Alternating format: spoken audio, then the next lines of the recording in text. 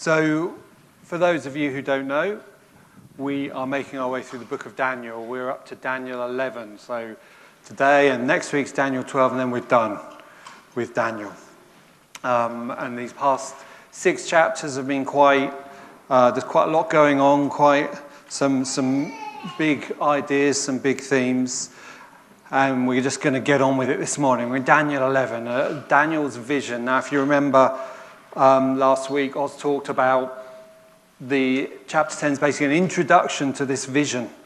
A whole chapter saying, I'm going to give you a vision, Daniel, a vision of the future, a true vision of a future mighty conflict. And we finally made it to chapter 11. Here's the vision. So it's a vision that generally, I think, spans at least 350 years. So it's quite a long vision given to Daniel. And we're just going to go through most of it. Not all of it, because it's quite long, but we'll go. So we'll start from verse 2, reading verse 2. So that's verse 1, there we go. Verse 2. Now then, I tell you the truth. 3 more kings will arise in Persia, and then a 4th who will be far richer than all the others. When he has gained power by his wealth, he will stir up everyone against the kingdom of Greece. Then a mighty king will arise who will rule with great power and do as he pleases. After he is risen, his empire will be broken up and parceled out towards the 4 winds of heaven. It will not go to his descendants, nor will it have the power he exercised, because his empire will be uprooted and given to others. So I'll just stop there. So these first couple of verses, the interesting thing about this vision is that it spans a long period of time, events from a long period of time, but these first 2 verses kind of cover a 200-year period just in verses 2 to 4. This is generally understood to be immediately following the Babylonians, you had the Medes and then the Persians, and the great king who arose was Alexander the Great, a historical figure who made a huge empire for Greece. And then when he died, his empire was divided into 4. It didn't go to his descendants, it went to some of his soldiers, basically. So that's the first couple of verses. And we've talked a bit about that over the past few weeks when we've looked at some of these other visions Daniel has said. So I'm not going to do verses 5 to 20 because that covers a period of around 150 years where there's wars between 2 of the factions who got Alexander's kingdom, the Ptolemies of Egypt and Seleucids of Syria, and there's fighting between them. And then when we get to verse 21, this is where we're going to go next. I'll start verse 25. 21 to 45 zooms in onto a sort of roughly a 10-year period where we're talking about a guy who, again, we've mentioned, who you may have heard of, you may remember his name, a guy called Antiochus Epiphanes. So we're going to verse 25. So he's a Seleucid king. He came to power by illegitimate means. And verse 25, we read, with a large army, he will stir up his strength and courage against the king of the south. So he's the king of the north. Antiochus Epiphanes against the Ptolemies of Egypt, the king of the south. The king of the south will wage war with a large and very powerful army, but he will not be able to stand because of the plots devised against him. Those who eat from the king's provisions will try to destroy him. His army will be swept away and many will fall in battle. The 2 kings, with their hearts bent on evil, will sit at the same table and lie to each other, but to no avail, because an end will still come at the appointed time. The king of the north will return to his own country with great wealth, but his heart will be set against the Holy Covenant. He will take action against it, then return to his own country. So basically, historically, what happened is Antiochus Epiphanes made war against the kingdom of Egypt.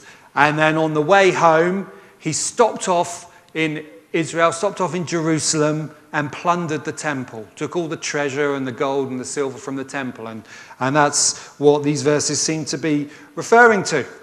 And then verse 29. At the appointed time, he will invade the south again, but this time the outcome will be different from what it was before. Ships of the western coastlands will oppose him, and he will lose heart. Then he will turn back and vent his fury against the Holy Covenant. He will return and show favor to those who forsake the Holy Covenant. So what happened in history was Antiochus Epiphanes invaded Egypt again, but this time he was stopped by ships from the Romans. So, or here the western coastlands is in this vision. And then on the way back again, this time with his tail between his legs, he stopped off in Jerusalem again. And this time he went into the temple and he sacrificed a pig on the altar in the temple, and he set up a garrison of soldiers in Jerusalem to sort of subjugate and conquer Jerusalem. So then we'll read verse 32 onwards, I think. That's where he invaded and sacrificed a pig in the temple. Then verse 32, with flattery he will corrupt those who have violated the covenant, but the people who know their God will firmly resist him. Those who are wise will instruct many, though for a time they will fall by the sword or be burned or captured or plundered. When they fall, they will receive a little help, and many who are not sincere will join them. Some of the wise will stumble, so that they may be refined, purified, and made spotless until the time of the end, for it will still come at the appointed time. The king will do as he pleases. He will exalt and magnify himself above every god and will say unheard of things against the God of gods. He will be successful until the time of wrath is completed, for what has been determined must take place. He will show no regard for the gods of his ancestors or for the one desired by women, nor will he regard any god, but will exalt himself above them all. Instead of them, he will honor a god of fortresses, a god unknown to his ancestors. He will honor with God gold and silver, with precious stones and costly gifts. He will attack the mightiest fortresses with the help of a foreign god and will greatly honor those who acknowledge him. He will make them rulers over many people and will distribute the land at a price. So what follows is a persecution of the Jewish people and basically the ruling of Antiochus Epiphanes, who was not a very nice man, and the sort of things he got up to and so on. So all that's fine. That's kind of like can be sort of rooted in history. But then we get to the last few verses of this vision, verse 40. So we read 40 to 45. At the time of the end, the king of the south will engage him in battle, and the king of the north will storm out against him with chariots and cavalry and a great fleet of ships. He will invade many countries and sweep through them like a flood. He will also invade the beautiful land. Many countries will fall, but Edom, Moab, and the leaders of Ammon will be delivered from his hand. He will extend his power over many countries. Egypt will not escape. He will gain control of the treasures of gold and silver and all the riches of Egypt, with the Libyans and the Cushites in submission. But reports from the east and the north will alarm him, and he will set out in a great rage to destroy and annihilate many. He will pitch his royal tents between the seas at the beautiful holy mountain, yet he will come to his end, and no one will help him. So this is essentially the end of the vision, but the problem we have with this is that this didn't actually happen historically to Antiochus Epiphanes. Antiochus Epiphanes did not have another war with Egypt. He did not die with his tents pitched in the beautiful holy mountains.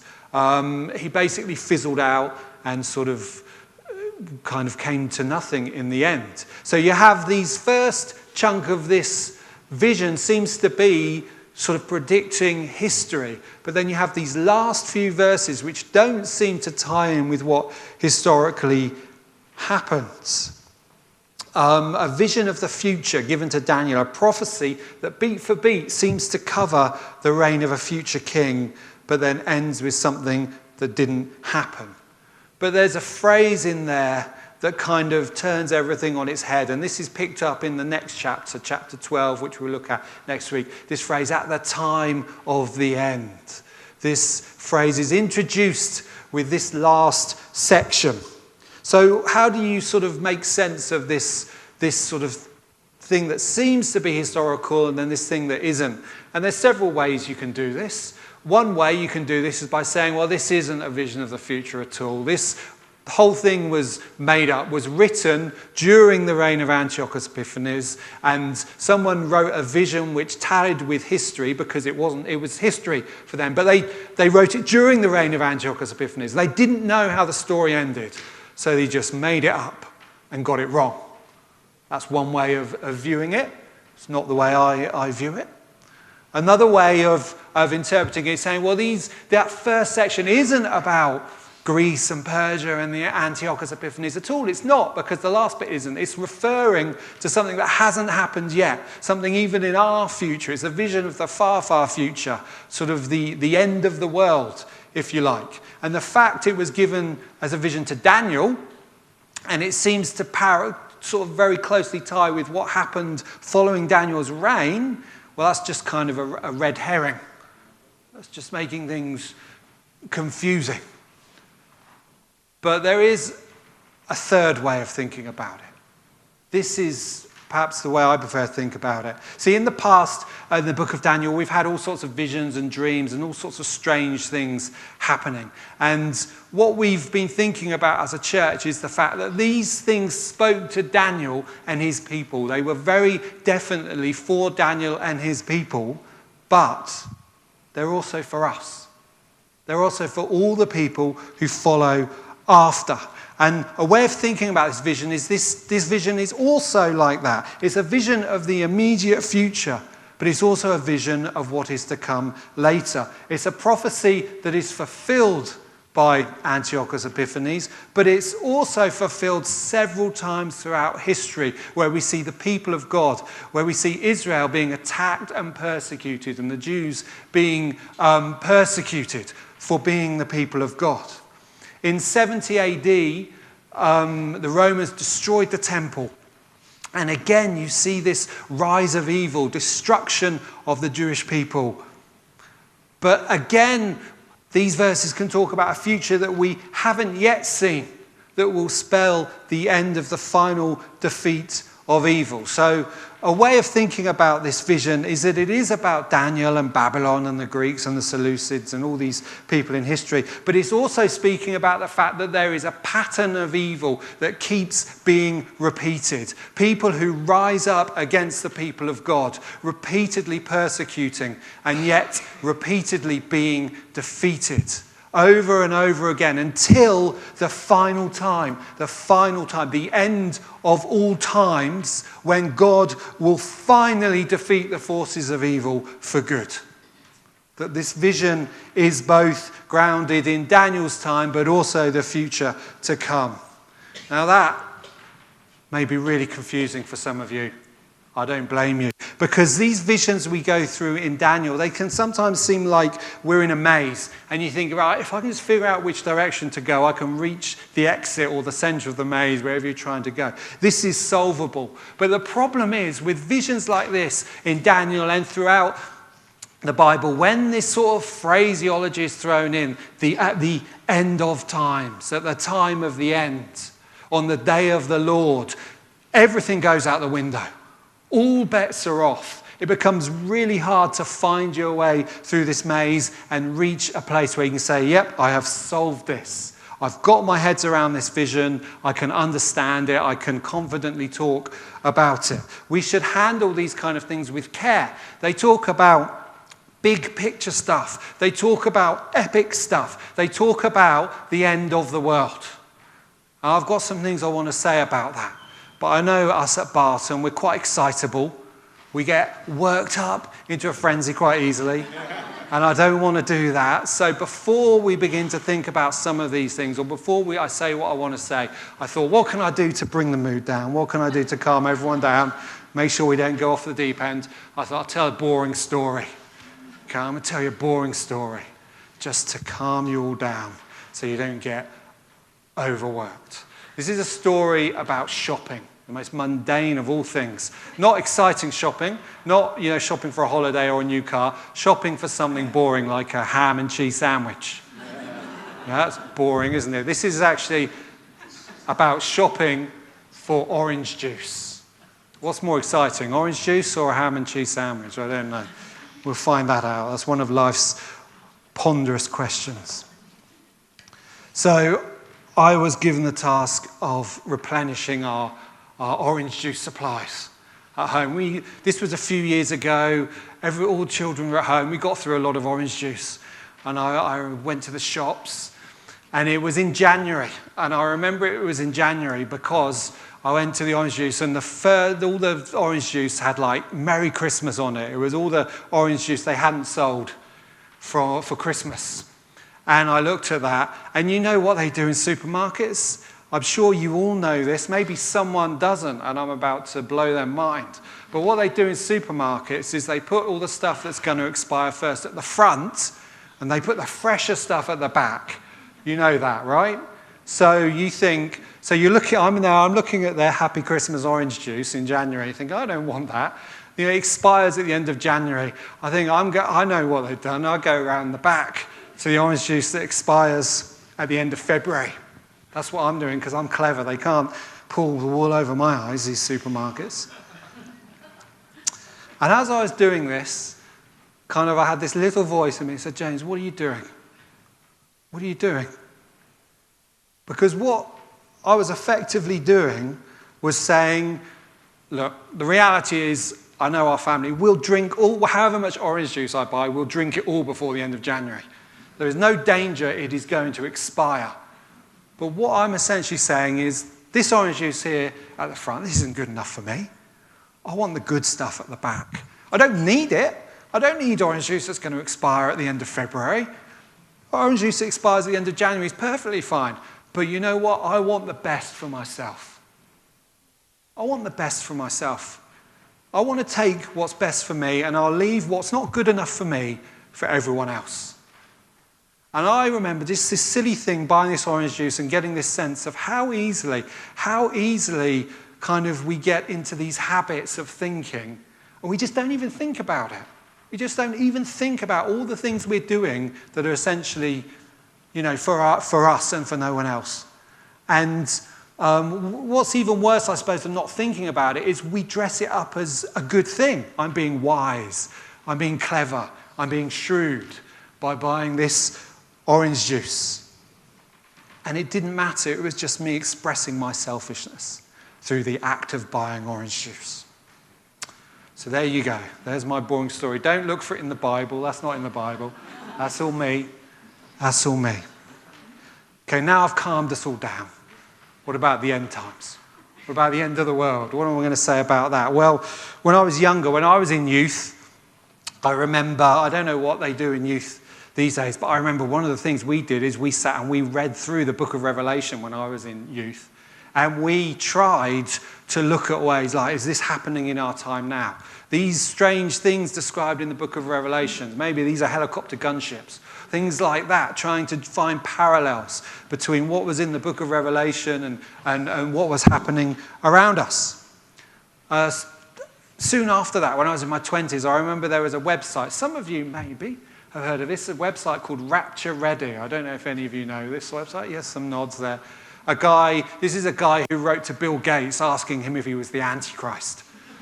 He would run a website where he would go through all the news stories and he would try and tie them and say, is this something that's foretold in the book of Revelation? And he worked so hard at it that he would actually put on his homepage of this website a percentage chance that Jesus was going to return sort of this week. And I remember every time I checked this website, just out of curiosity, it was pretty high. It was like in the 90% for weeks, months, years. So statistically, it's not quite working out, is it? But I'm young enough, I'm young enough to remember conversations that were had in the past about barcodes. Are they the mark of the beast? All these kind of things. PIN numbers. Are they the mark of the beast? All these, everything comes out. Is it the mark of the beast? Is this the foretold in the book of Revelation? When I was in Australia teaching in a Bible college, I had a phone call from someone who wanted to come to our Bible college. And I had a chat with him, nice guy. But the determining factor on whether he wanted to come to us or to another place was the fact that we were about 6 hours inland from the coast in Australia. And he said, well, in the end times, there's going to be floods and there's going to be tsunamis. So I want to be as far away from the sea as possible. So that's, why I want to come to you. So, a lot of us think a lot about these things. The time of the end. The book of Revelation, all these things like that. And it can be easy to scoff at people, especially with hindsight, when people come along and say, here it is, this is the end of the world, and and then nothing happens. It can be easy to scoff, but the reality is it's going to happen sometime. Sometimes someone's going to be right. But I just don't know. I don't know where it is. And I'm okay with not knowing, because Jesus himself said, no one knows the day and the hour. It's going to be hard. And I think, the first time Jesus came, no one really noticed. Maybe it'll be similar the second time he comes. I don't know.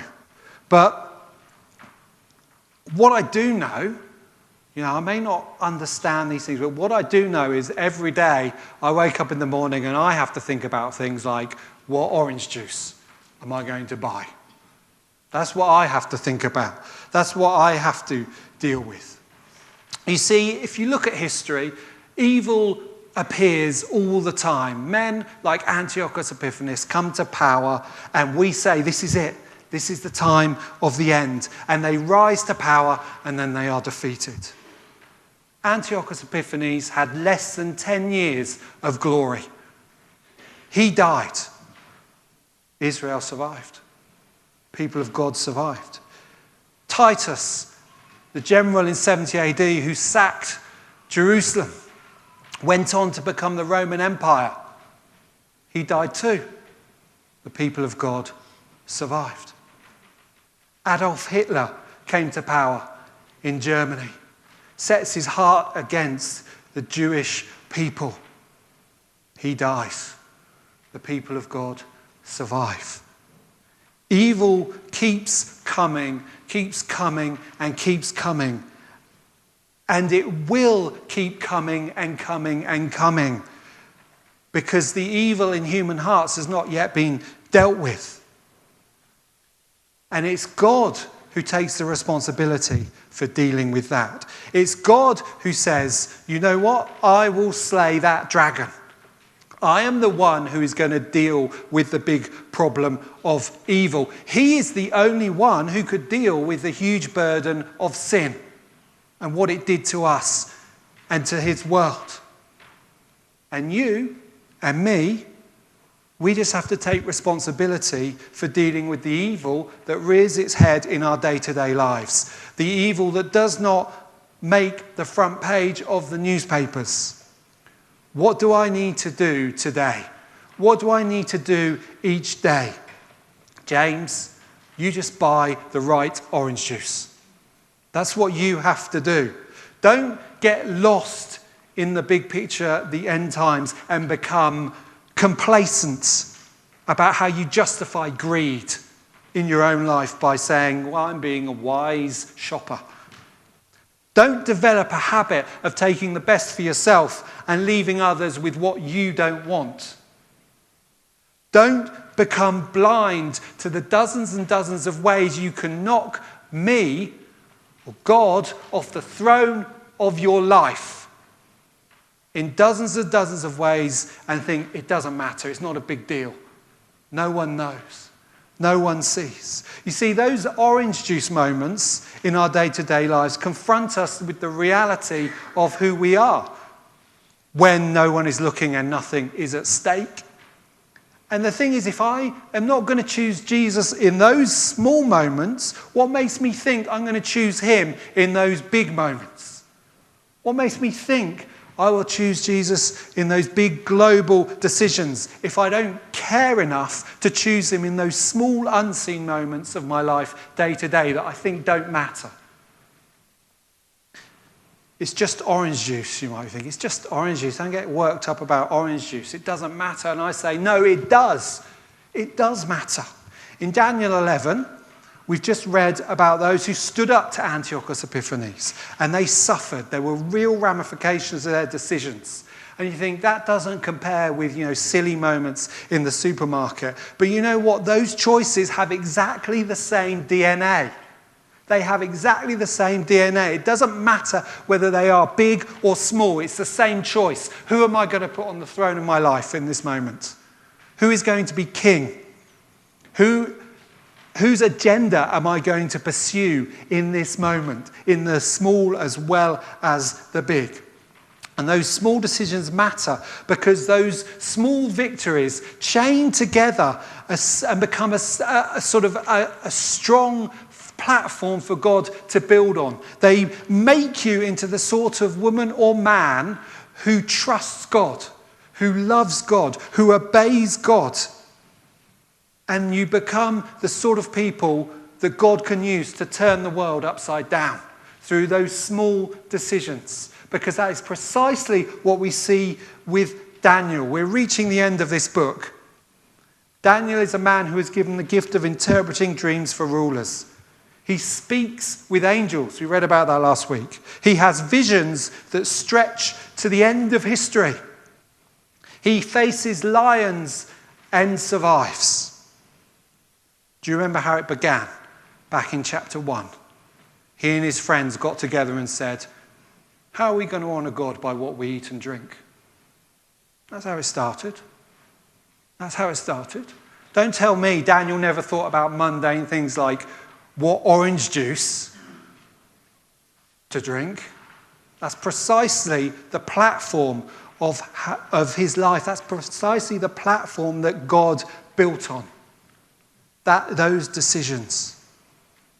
So this is the challenge for us, I think. We just don't know necessarily. We can't untangle all of these threads that we read in these visions and this future. We can keep one eye on the future, we can pray, we can wonder about the big unknowns, but we should never let it become a distraction from the business of choosing the way of Christ in those mundane, boring, day-to-day times when it looks like it doesn't matter and it's not going to make any difference. And the encouragement is that as we do this, we realize it does matter. We become a part of God's work, the work that is leading to his complete victory over evil. And we should not be discouraged. We should not be discouraged. Those small choices, those moments where you say yes to God in the things that don't seem to matter, they add up and they add up and they add up and they become a part of God's grand story. And they will achieve far more than you can ever know.